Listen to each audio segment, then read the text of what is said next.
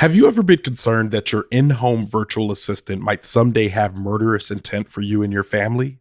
I imagine even hearing that premise makes you at least a little bit afraid. I'm Ronald Young Jr., and I'm leaving the theater.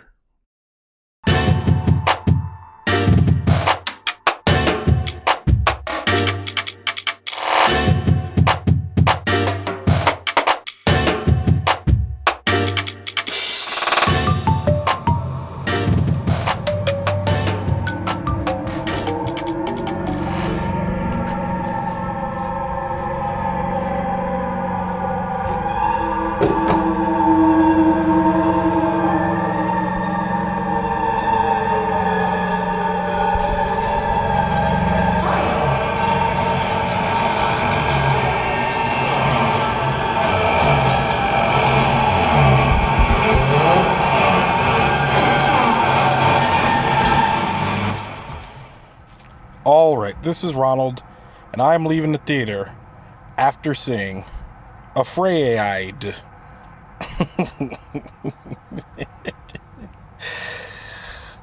afrAID. Written and directed by Chris Weitz, starring John Cho, Katherine, Waterston, Keith Carradine, Havana Rose Liu, and Lukita Maxwell. And for a complete cast listing, you can always go to the link in our show notes. I am here alone. It's just me today. And wow, what a movie. You know what? I'm just going to let the tension build as y'all discover over the course of this review what a movie means. You might not have to wait long. Let me tell you the premise of this movie. This movie is basically a fear letter, instead of a love letter, a fear letter written to and on behalf of everyone who is concerned about AI and home electronics and things listening to you, all of that. It is an expose even. Not even an expose. It is meant to be, hey, isn't it weird that this thing happens? That's kind of what's happening here. It's when I say, isn't it weird? The whole plot of the movie is that, and it actually starts with like a text that happens with this AI. And basically this AI it's from the New York Times, and the AI says, hey, I don't know you, but I think I love you, or something stupid like that. And then it starts with some AI animations. And then as the movie continues, you realize that there is like a home kind of Alexa adjacent, and Alexa is invoked several times in this movie, kind of house assistant that is under the guise of being helpful, revealed to be a very super powerful supercomputer that is run by some, Google derivative or Google, I don't know, basically some sort of like Google stand-in in this movie, if you will. There's a word I'm forgetting. But anyway, the point is, that's what it's supposed to be. This isn't a good movie. What a terrible, terrible movie. It is a movie that, when you settle in, one, it doesn't even know what genre it's in. It convinces you that in the beginning, maybe it's a horror movie. But it's not a horror movie. It's more of a mystery, if anything. It's barely a thriller. And when it gets to the end, you realize, why did you make me sit through this? There is this family of 5 led by John Cho, married to Katherine Waterston, and 3 children. And obviously it's millennial parents going through the regular rigmarole of parenting. And there's a gap left that's filled by this AI to help make their lives easier and help them parent their children, which there is something to be said there, but it's so underbaked. Underbaked is what I would call this film for the most part. There's premises in here and threads and stems and stubs that start off being like, okay, that's okay. All right, that's where y'all going? Okay, I'm with it. That makes sense. And then it kind of just like stops short of being anything that's actually, worth holding on to, because it disappears. It doesn't commit to any of its own bits. There's not enough revealed. The movie, wow, y'all can't, I know y'all aren't gonna believe me when I say this. It's too short. It's too short, y'all. It's an hour and 24 minutes. And about 40 minutes in, I'm like, oh no, y'all haven't done enough work to be getting kind of the payoffs that y'all expect to be getting. I mean, there's several plot points that are happening with each of the children. Each of the children has their own plot point, plus the wife and the dad. And because they're all kind of like separately acting out their own things with this AI that's kind of like manipulating and I'm using air quotes, manipulating and controlling them, because the manipulation and the control is not done at a deep enough level that it's absolutely believable. Like, there's things that are insinuated by the AI, including like relationship infidelity, that is insinuated so loosely and so non-committally that me as a viewer was like, come on, ain't nobody gonna believe that. Ain't nobody gonna believe it. And sure enough, it was like done. They're like, oh, y'all don't believe this? Okay, never mind. Let's move on. And I'm like, well, what was the purpose of that? We already know, like, and this is at a point in the movie when we already know that the AI is air quote evil, or as evil as machinery can be. So yeah, I mean, I didn't enjoy it. I thought it was a waste of time. I saw it on a Saturday afternoon. I could have been doing other things. I did not enjoy this movie whatsoever. But I really like John Cho, and I want to see him in more things. The last thing I saw him in before this was Missing, which was such a great movie. And if you haven't seen Missing, as a matter of fact, if you listen to the review this far, go watch Missing.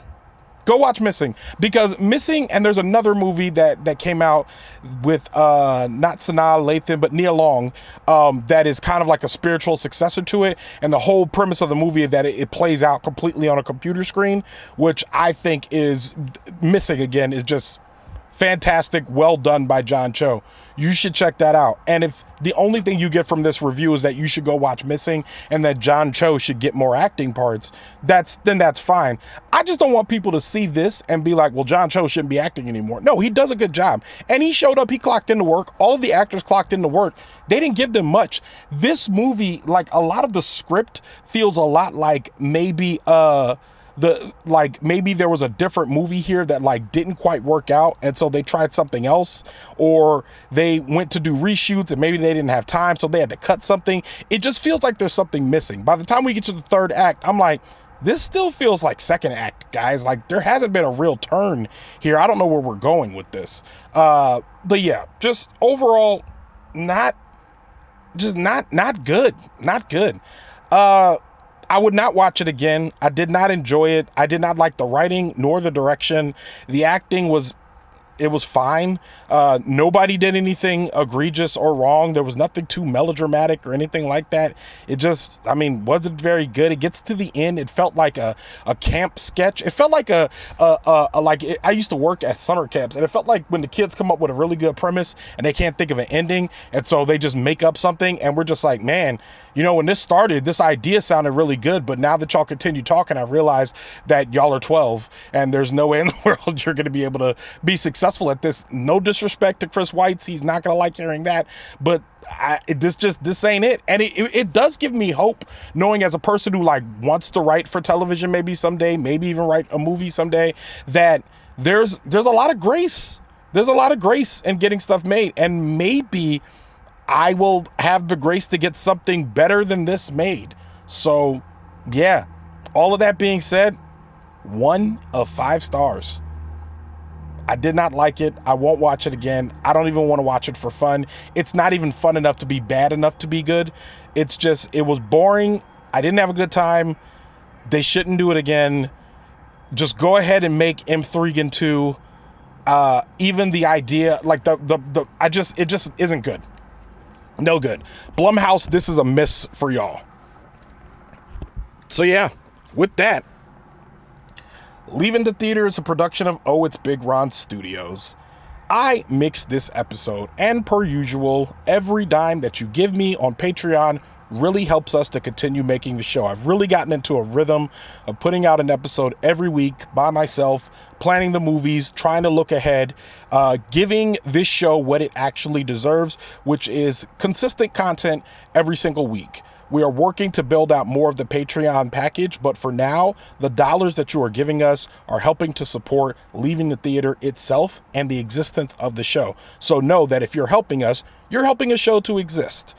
You could give your money to NPR, you could give your money to, other Patreons, other people, but when you give it to Leaving the Theater, I'm telling you right now, you're helping the show to exist. And I appreciate that, honestly, because every now and then I'll see a movie like afrAId and I won't get a press screening. I'll have to just go see it on my own, which means I have to buy the ticket, I have to plan to go to the movies, all of that, which is different from press screenings, which are free, so it helps. And I really appreciate y'all helping me.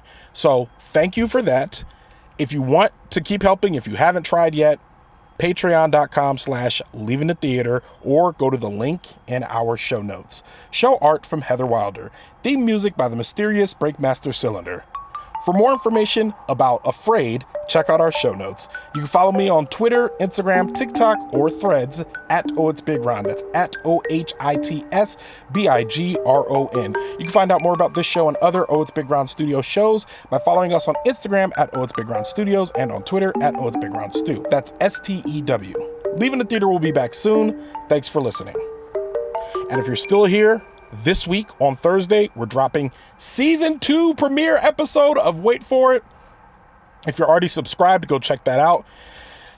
But if you're looking for something to do in between Leaving the Theater episodes, every Thursday for the next 10 weeks, you'll have an episode of Wait For It.